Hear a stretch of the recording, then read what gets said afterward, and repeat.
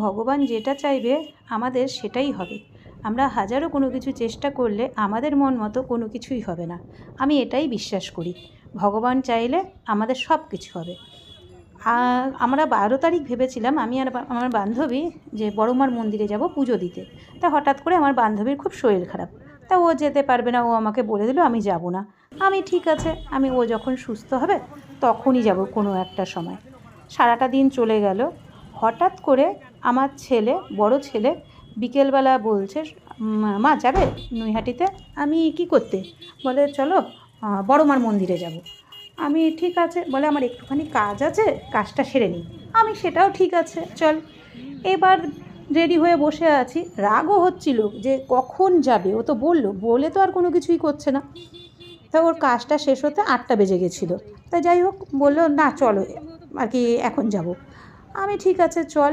এবার গেছি, যে অনেকটাই লাগলো যেতে, কারণ আমরা হাই রোড দিয়ে যাইনি, আমরা 85 রোড দিয়ে গেছিলাম।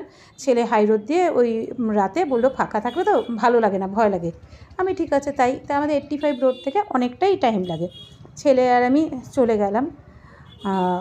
বলে না ভগবান চাইলো যে তুমি সকালে আসতে পারবে না, তুমি আমার কাছে রাতেই আসবে, রাতেই যাবো। যাই নৈহাটিতে পৌঁছে গেলাম।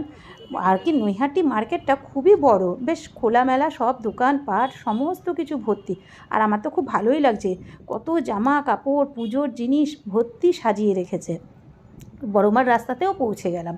এবার ভাবছি ঠাকুর যেন মন্দিরটা খোলা থাকে, কিন্তু আমি জানি যে মন্দির কখনো খোলা থাকবে না, মন্দির বন্ধ হয়ে যাবে। তা যাই হোক, তবুও ওখানে যখন এসছি মন্দিরের সামনে যাব না এটা কখনো হয়? মন্দিরের সামনেও পৌঁছে গেলাম। কি সুন্দর আলো দিয়ে সাজানো আছে দেখেছেন, পুরো প্রত্যেকটা ঠাকুরের মুখ লাইটিং দিয়ে করা। মন্দিরের বাইরেই দুহাত ভরে নমস্কার করলাম, যেটা মনে আশা সেটা ঠাকুরকে বললাম, তুমি ঠাকুর দেখো সবাইকে ভালো রেখো। তা আমার ছোট্ট একটু ভিডিও করে নিলাম।